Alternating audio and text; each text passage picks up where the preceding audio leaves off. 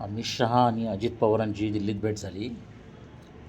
लगेच आपल्याकडे मीडियामध्ये बातम्या यायला लागल्या की जमीन घोटाळ्याबद्दल शहांनी त्यांना बोलवलं किंवा दिल्लीला अमित गेले अजित पवार.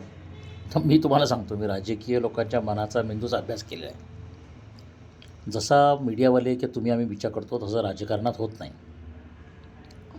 म्हणजे महाराष्ट्रात परसेप्शन काय आहे, लोकांचं काय मत आहे, याचा आढावा लोक घेतात.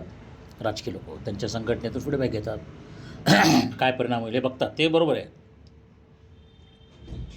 आत्ता अमित शहा यांच्या भेटीत, अजित पवारांच्या भेटीत काय झालं, मी तिथे काही उपस्थित नाही, परंतु दुरांत शक्तीने, मेंटल इमेजेसनी मला अशा गोष्टी कळतात.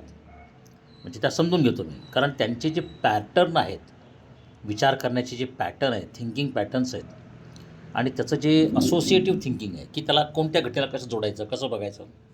आता हे खरं आहे की perception is politics, but that's true for common people. सामान्य माणसासाठी जे आहे तर तसं नाही आहे. आता अजित पवारांनी त्यांची काय मिटिंग झाली याच्यावर मी तुम्हाला 3-4 गोष्टी सांगतो. पहिली गोष्ट म्हणजे मोदी आणि अमित शहांनी फडणवीसांना, संघाला आणि जे आतले लोक आहेत मीडियामधले अजितदादांच्या विरुद्ध, त्यांना एक मेसेज दिला की आम्ही दादांच्या सोबत आहोत.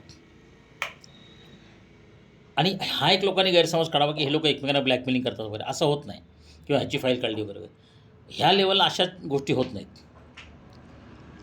स्थानिक स्वराज्य संस्थेच्या निवडणुका येतात जातात, हे सगळं चालत असतं, हे मुद्दे येतात त्यांच्यात.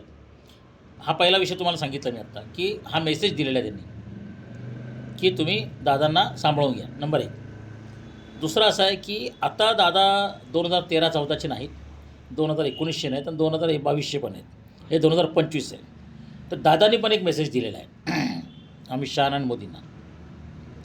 याच्यात आणखीन एक भाग असा आहे की दादांची जी महत्त्वाकांक्षी शक्ती आहे त्याचा फार व्यवस्थित अभ्यास केलेला आहे मोदी शहांनी. आता प्रश्न असा आहे की फडणवीसांच्या मागे संघ, मीडिया लॉबी आहे, परंतु आता दादा खूप तयारीत आहेत. आता संघर्ष करायचा की नाही, तर या मिटिंगचा अर्थ असा आहे की त्यांनी संघर्ष करायचा नाही असं ठरवलेलं आहे.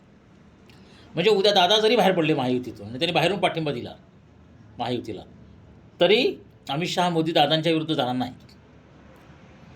आणि आता तुम्हाला दिसेल की पुढच्या काही दिवसामध्ये की दादांच्या विरुद्ध ह्या ज्या फाईल येतात बाहेर, या धीरे धीरे धीरे येणं बंद होईल. म्हणजे ह्या मीटिंगमध्ये टू द पॉईंट डिस्कशन काय केलं ह्याच्यावर मी बरंच काही बोलू शकतो, आणि that's not guessing or speculation, to the point. पण मी आत्ता तुम्हाला थोडक्यात हायलाईट सांगितले की आत्ता काय होणार आहे, राईट. आणि आता बघत राहा मी काय म्हणतो ते तसं होतं की नाही.